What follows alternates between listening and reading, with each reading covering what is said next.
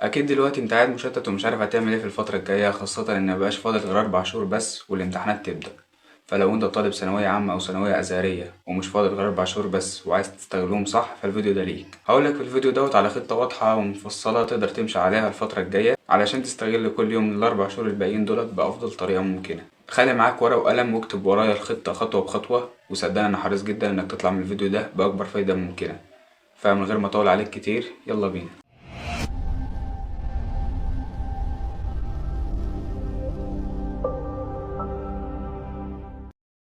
السلام عليكم ورحمة الله وبركاته. أهلا بك يا صديقي في حلقة جديدة من قناة رحلة الإنتاجية. أنا كمال سليمان، وفكرة القناة إني بقدم لك نصايح وحلول عملية ومجربة. فلو أنت مهتم بالمحتوى يا ريت تشرفنا باشتراك. أول حاجة تبدأ بيها علشان تبني خطتك للفترة الجاية هي إنك تحدد وضعك الحالي. لازم تعرف أنت فين دلوقتي. اسأل نفسك، هل أنت متأخر في مواد معينة؟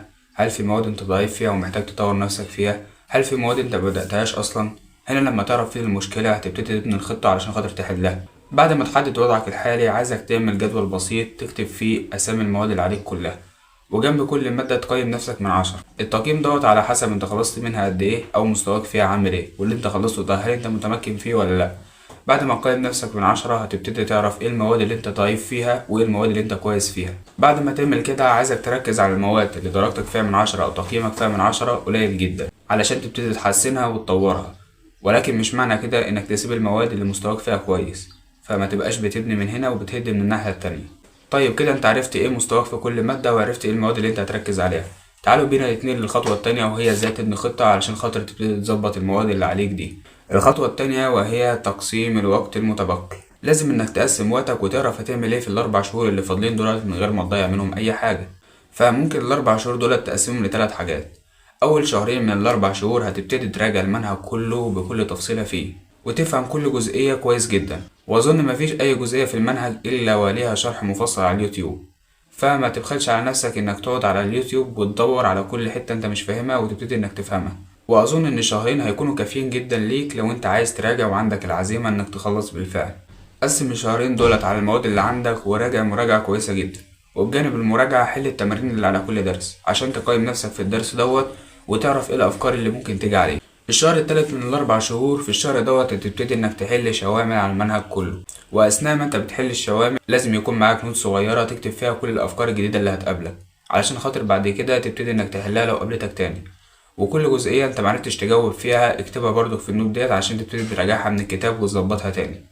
وخلي بالك وانت بتحل انك انت بتحل فكرة وبتذاكر فكرة، مش بتحل مسألة وبتذاكر مسألة، علشان الافكار هي اللي هتدوم معاك مش المسألة هي اللي هتدوم معاك.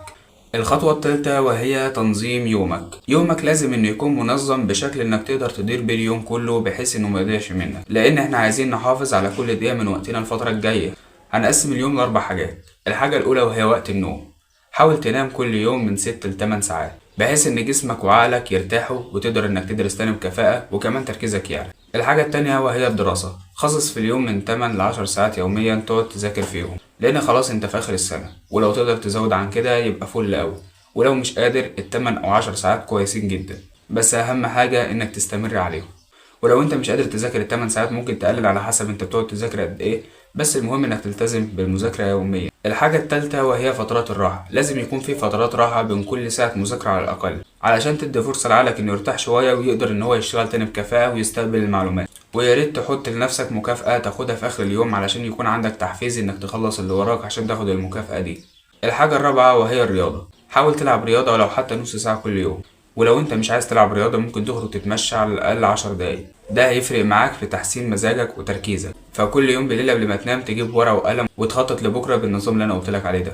كده يا صديقي انت حطيت خطة ل4 شهور وعرفت انت هتمشي يومك ازاي. تعالوا بعد كده نتنقل للخطوة الرابعة. الخطوة الرابعة وهي المواد العلمية والأدبية. تعالوا نتكلم شوية عن المواد العلمية والأدبية.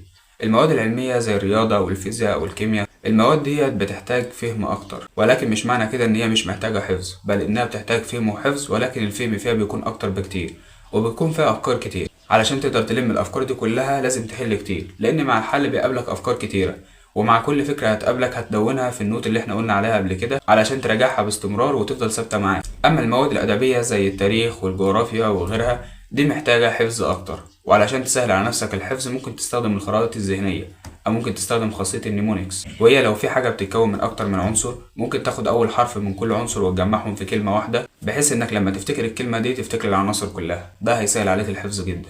وخد بالك ان الحفظ دي مهارة ممكن مع المحاولة والاستمرارية تقدر انك انت تكتسبها. الخطوة رقم 5 وهي المذاكرة الفعالة. عايزك وانت بتذاكر تركز على 3 حاجات مهمين جدا. الحاجة الأولى وهي انك تلخص.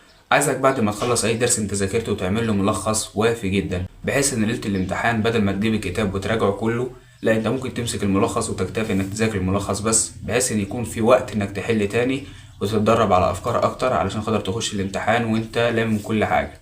الحاجة التانية وهي التكرار. لازم تعرف ان المعلومة اللي انت بتذاكرها مرة واحدة عمرها ما هتثبت. لازم انك تذاكرها اكتر من مرة على فترات متباعدة علشان تتنقل للذاكرة طويلة المدى، وبالتالي تفضل معاك وتفتكرها في اي وقت. فعلشان تذاكر المعلومة صح وما تنساهاش كررها على فترات متباعدة، في الحالة دي هتثبت معاك.